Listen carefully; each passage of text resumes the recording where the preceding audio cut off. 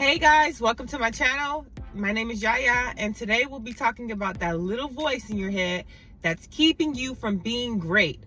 That voice that is keeping you from living out your dreams, from reaching your goals. That voice that is blocking you from reaching your full potential. The little voice may sound something like this. You aren't good enough. What makes you think you deserve that? You aren't pretty enough or handsome enough. Why would they date you? You failed last time. What makes you think this time is any different? Or you may have a craft that you've been working on, and that little voice in your head keeps telling you, no, I need to work more on my craft before I actually, launch it. Or you may have a product you've been working on, and that voice may be telling you it's not the right time. Wait till you get more money. Wait till this is right. Wait till this happens. Or the little voice in your head, it may be telling you, you aren't deserving. What makes you special? What makes you different from anyone else? No one in your family has ever done it. Your friends haven't done it. What makes you think you can do it? Stop listening to that voice. Stop self-sabotaging, okay? We've all had that moment where we have a goal or something we want to do, and we come up with a good plan. You may have studied, went to college for it, or just really research, and you've decided this is what I want to do, and then you stop yourself in your tracks before you even get a chance to start. I know people talk about outside haters a lot, but let's talk about the inside hater. I feel like a lot of times we are our number one hater, and I know you may say, no, that's ridiculous. I love myself, right? But a hater doesn't have the agility to elbow you out of the game, the competition, before you even start. You're stopping yourself before you even get a chance to fail. That's even worse. You're the only one that can really do that type of damage. You are enough. You've always been enough. And I'm sorry that it may have taken you this long to realize that. I'm sorry that, maybe your parents may have told you weren't enough. Maybe you had to overachieve to get their love and affection. I'm sorry if your friends made you feel like you weren't the person in the group that was popping. I'm sorry if your cousins or your family or whoever may have done that to you. If it was your teacher, your coach, whatever happened, you might have lost the championship. It was your fault, and you've been holding on to that. But you are enough, and you deserve the best things in life. You deserve what your heart desires, what you're willing to work for. I'm not saying it's going to be easy, but don't let that voice stop you before you even try. Stop counting yourself out with these negative thoughts. Back in the day, back in caveman day, negative thoughts used to be helpful. They used to protect you from things that were detrimental to your health, things that could possibly kill you. If you, back in the caveman days, before we had technology and just certain knowledge about things, when you were out and about, you would see some berries and you're like, dang, I'm hungry right now, but oh no, I don't want to eat these berries because they might kill me. You don't have to have that type of thinking in modern day and age. It's so much information out there. You don't have to be that negative on a constant basis. It's no reason to be that negative. Yes, it is time to get that tiny voice in the chokehold. It's time to get it and strangle it and leave it in the corner of the room. Don't let it hinder you from being great. Let's think about, where could this voice have came from? This negativity, can you pinpoint where it may have started?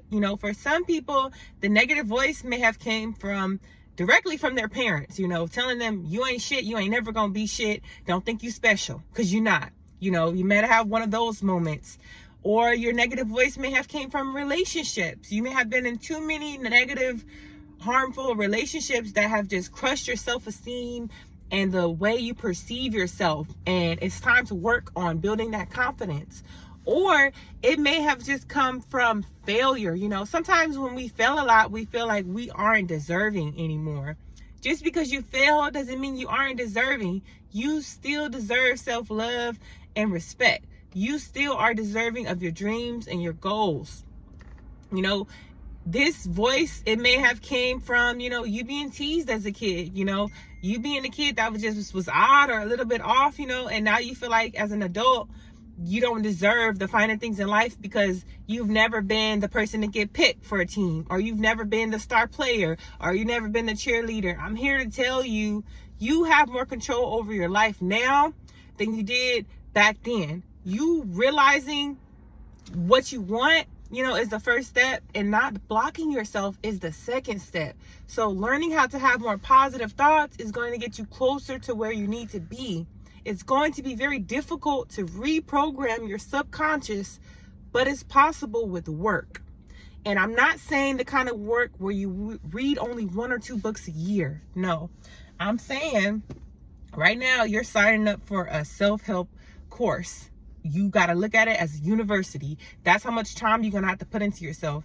And when you think about it, I know that sounds like a lot of work, but those couple years are going to impact you for the rest of your life. Think about how long you went to school for. Think about how long you did job training for, and how long you've been working for someone else to better them and make them money. Don't you think you deserve to do that for yourself? You have to understand, in order to change, you have to change your behavioral patterns. And how can you change your behavioral patterns if you don't have new knowledge? So you're going to have to read. You're going to have to listen to audiobooks. You're going to have to watch documentaries. However you can get that knowledge in and soak it in, you're going to have to do that. And you can't just do it sporadically. You have to do it consistently. You have to follow through. You have to do self-check-ins, even if that's just you meditating and praying and realizing, what did I do today to bring me closer to my goal? What did I do today to help build my self-esteem? What did I do today to help silence that little voice that's telling me I can't do the things that everyone else is telling me I'm capable of, or I can't do the things that I feel like is a calling, I feel like is my life purpose? What did I do today to make me feel whole? Or maybe that tiny voice actually stems from fear. Maybe it's not a person, place, or thing. Maybe it's just a fear. Some people fear success because they feel like, okay, if you win, once you win, how are you going to uphold that? Because a lot of times, success can be scary because it means change. And sometimes when you're at the top of your game, people expect more from you, and you feel like, how can I constantly deliver this greatness? Like, what if one day I just drop the ball? So some people don't even start because of that. Or the fear, like I said, has came from previous failures. And then you hear that little voice tell you, I told you so. I told you it wasn't good enough. Or you might hear a person around you tell you, well, I told you it wasn't going to work out. I told you this because of that. So that's another thing too we have to talk about is, are your daily actions and the people you're involved with in alignment with minimizing that negative voice that you hear? Meaning, what are you doing to make yourself feel more confident? What are you doing to make yourself feel like you're capable of doing the things you really desire? Are you constantly feeding that negative voice in your head by scrolling through social media saying, ooh, her body looks nice, why can't I have a body like that? Or, oh, she bounced back after having kids, why can't I? Or, oh, he has this nice car, or, oh, he has this big home, or he's making this much money. Them sort of things, comparing yourself is going to feed that negative voice. Self-deprecation is something that you have to work to get away from. We have enough things in society that's trying to hold us down, enough negative people in the world. You shouldn't be one of them when it comes to your own life. Even if you're just looking back at what you consider your golden years, don't look back on your golden years and say, oh, I used to be a star player, look at me now. Don't look back on when you were younger and you were thinner. Oh, I used to have a nice body. I wish I had that now. No, we're looking forward. Don't do that, because that also feeds that negative voice. The negative voice is going to say, oh, you let yourself go, or, oh, you missed your only shot. No, you didn't. You have a shot right now to be great, especially on social media. Do not compare yourself or your life to anyone on social media where it appears that everything is picture perfect, and behind doors they may be miserable as ever. There are a lot of social media content creators who came out and said they feel so lonely. Even though they have so many followers and likes, at the end of the day, when they go home, they feel like they can't trust no one, or they feel alone. They don't know if people are just around them for clout or if they genuinely love them.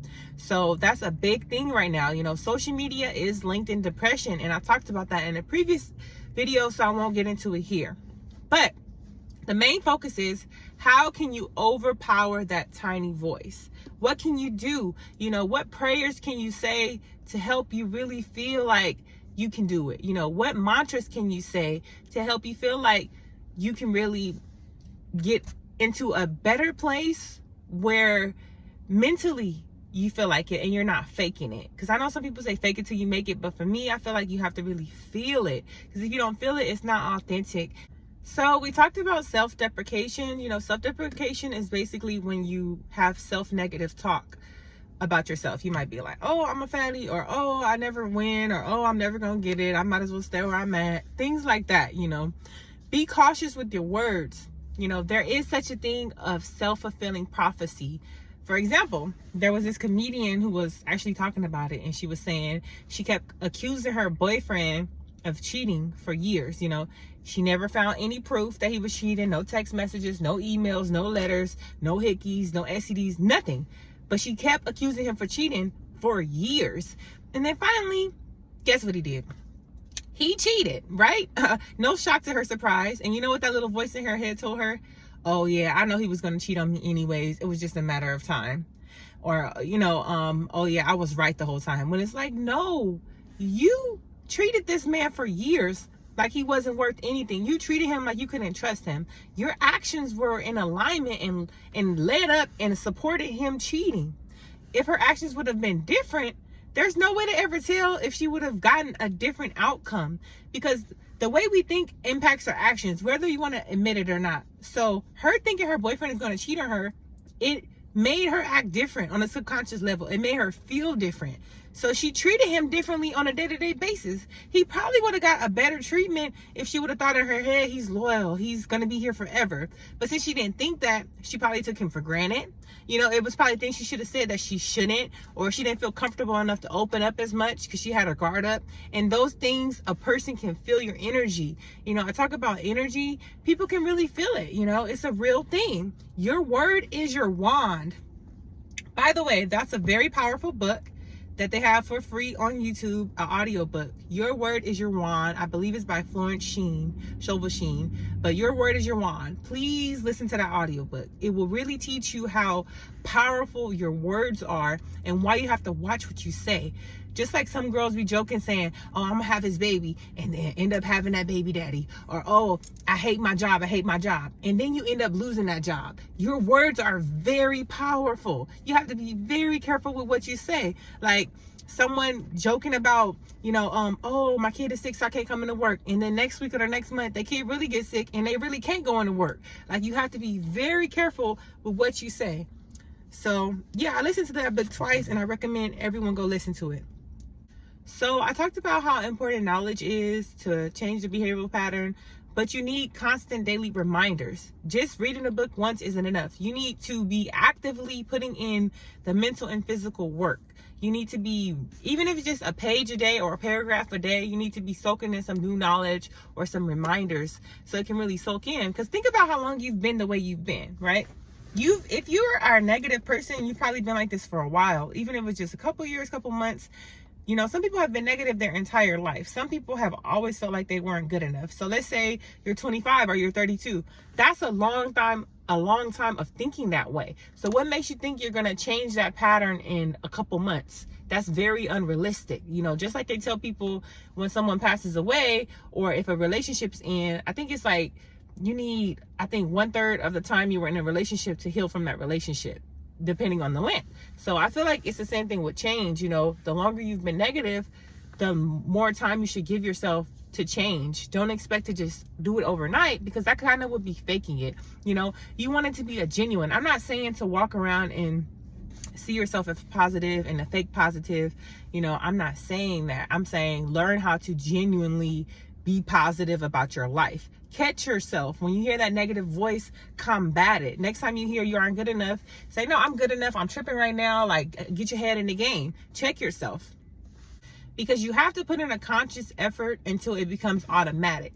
A lot of us run on automated way of thinking. So right now you may be working from a negative way of thinking. So we're trying to switch to a positive way of thinking. So you're going to have to counteract your negative thoughts until you automatically can spew out positive thoughts. I'm sure there's at least one person you can think of who was just always bubbly, always happy, always optimistic. Even when things are going crazy, they're just like, it'll be okay, it'll blow over.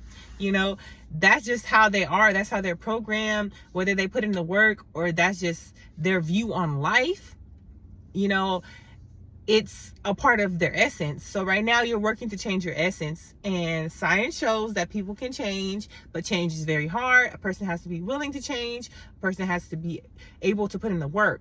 Even like, I hate to use the word narcissist because I know it's overused, but a lot of people, use that word. And narcissists that want to go to therapy, that genuinely want to change and aren't just changing for their partner, they can change, but it takes years of therapy, and it takes them willing to put in the work and be committed.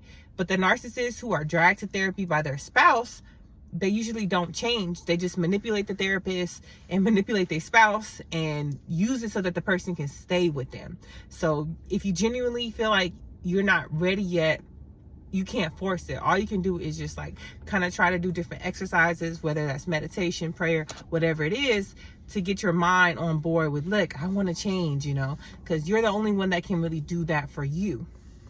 So another part of that negative voice, I think, is just understanding it's okay to be confident. It's nothing wrong with you being confident. It's nothing wrong with you having high self-esteem. And that doesn't mean that you be cocky or you be boastful. It doesn't mean that you belittle other people. You don't have to do that. And I know sometimes in social media, when you do post things about like confidence and stuff like that, people knock you and make you feel like, oh, she thinks she's the shit, or, he think he all that. It's like, do what you got to do, because in this world, no matter what you do, people are going to knock you. There will always be at least one person in the room who doesn't like what you're doing or saying. And that's something I'm really learning to accept more on YouTube. No matter what I say, you could say the sky is blue. There's going to be somebody out there who say, well, it's white cloud, so it's really not blue. You say the sky is blue, and there'll be somebody else who say, well, it's light blue. It's just like, no matter what, sometimes certain people you will just not be able to win with. So it's crucial to get that tiny voice under control, because not only does it impact you, it impacts everyone around you, your family, your friends, your neighbors, your coworkers. Because if you can't be consistently positive about your own life, how can you do that for someone else? So even if you're trying very hard to be positive for your friend and their new relationship or their new business venture or their new health journey, how can you do that? Even when you try, and if you're a naturally negative person, even when you're trying to be positive, there are going to be sprinkles or splashes of negativity that come out, and you may not even mean to do it. And the way that those may come out is masked as concern. Your friend may come to you and say, oh, I want to do this business venture. And you may tell her, oh, well, most businesses fail. That's just a statistic. And that's you being concerned. But really, that's you being negative immediately before she even tried. So that's another thing, is not only do you really need to do the work for yourself, but no one really wants to be around no one negative. And no one is ever going to tell you this. I will let you know that. No one is ever going to really tell you most of the time that you're a negative person. Most people have kind of just decided how they're going to deal with the person. And sometimes you really can be blocking good people in your life who want to deal with you. But sometimes you're just so negative, it's draining. And it's like a downer, just like you want to be around people who uplift you and make you feel good. You don't want to be around people who constantly make you feel bad. And again, people who tend to be negative in nature cannot magically cherry pick who they want to be positive with. So even if you're in a relationship and you have a spouse, the number one thing people need is support. Learning to support yourself is going to help you in your relationships, because then you can be a better teammate to the person you're with, and you can support them better. Even in parenting, if you're very negative about your own health, your own business, your own this and that, it's going to be a struggle to constantly be positive for your children, because you're always going to see the negative side. You're always going to see that glass is half empty.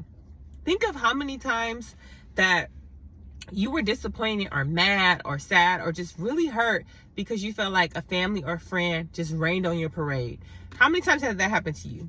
Now, you probably took that and internalized it. You took it personal when they did that, but it really wasn't personal, probably because that person is probably just negative in general, and you were just catching the backlash of their negativity. You have to understand, if a person is negative about their own life, It's a struggle for them to be negative. It's a struggle for them to be positive for you. No matter how bad they want to, that negativity is going to spill out. So the next time somebody is negative with you, really ask yourself, like, is this a personal attack on me, or is this just their nature? A lot of times it's just their nature. It's in human nature to naturally be negative. A lot of people who are positive have done the work, or they work to be positive, through affirmations, through reading, through learning, through growing. It's not easy. It's easier to actually be negative. So you constantly expecting someone to do something that they're not capable of is going to let you get let down each time. Stop expecting people who are negative about their own life to constantly be positive about you and yours. That's insane. That voice will keep you stuck. You could be on the precipice of being great, but you will never know if you let that voice stop you in your tracks. Sadly, a lot of us do give into that voice. Look at the people around you. Look at the people you grew up with. And you may have seen so much potential in them at one point. You may have seen, wow, this person is really going places. And they didn't go anywhere. And it's not because they're not capable. It's because they didn't apply themselves. And it's not because they're lazy. It's because they probably really think they can't do it. They probably really think that this is it for them. This is the best they could do, when it's not. Now, you don't have to be like them. Luckily, you've woken up, or you're waking up right now, and you're realizing you deserve better, and you're going to work for better, and you're willing to put in the work. Don't look at failure as this is the end. Look at it as this is the beginning of me trying different things. Okay, I need to revamp that plan, Okay, I need to go back over and come with a different strategy. Don't look at failure as the end. It doesn't have to be the end. If you can try again, then do that. There's a lot of people who are successful who failed plenty times before their real venture took off and made them a lot of money. There's a lot of people like myself who struggle to lose weight over and over again, but I never gave up, and eventually I lost over 100 pounds. It's very hard. Just like when I quit alcohol, I quit a lot of times before I really quit. Just like with quitting edibles and smoking, I quit a couple times before I actually quit. So don't expect things to come to you easy. If you don't get it the first time, I want you to remember you're human. And most of us do not get it the first time. Most of us fail a lot of times before we get it. But that's not what you see on social media. You see the aftermath. You see the glamour. You see, okay, I did it, and you can do it too. But they don't tell you it's not easy. It's not easy, okay? Happiness is sure to follow you. The more and more you silence that tiny negative voice, I promise you, you will feel better. Things around you will fall more into alignment. But you have to remember that you are great. You have to remember that you are deserving. No matter where you're at, no matter how far you feel from your goal, whether it's your weight loss goal, whether it's your financial goal, your dream career, your dream family, you can have it if you apply yourself. But if you give up before you even try, or if you give up after you fail a few times, then it's never going to happen. Because like I say, no one is coming to save you. You have to save yourself. No one is coming to save you. You have to save yourself. If you want to see change in your life, you're the only one that can do it. Even if it's not through the methods that I tried, through meditation, prayer, reading books, whatever methods you need to do, you have to find them, and watching TV, watching reality TV shows, scrolling through social media, binge watching Netflix and eating, laying up, or getting drunk, hanging out all the time. That's not going to lead you to your greatness. That's going to slow you down. And sadly, some people never change. Think about some people who are like grandpas or grandmothers, and they never changed. They're just very negative. They're just very bitter. They're very stuck on what happened to them as a child. They're very stuck on what coulda, shoulda, woulda been. You don't want to waste your life doing that. You don't want to spend your life listening to that negative voice, and then you look up, and then your whole life has passed you by, and you didn't get to be great. You can be great. Let's start right now. So today we're going to be great. All right, guys, I'm about to head into the gym. I hope this video wasn't too long for your liking. Make sure you hit the thumbs up and the share button, or drop a comment. And I'm sending you a lot of love and light. And just remember that you deserve the life you want. If you can close your eyes and you can imagine it, then you can pretty much reach for it. And don't let no one or nothing stop you, especially that little negative voice that you're going to hear when you try to do something new.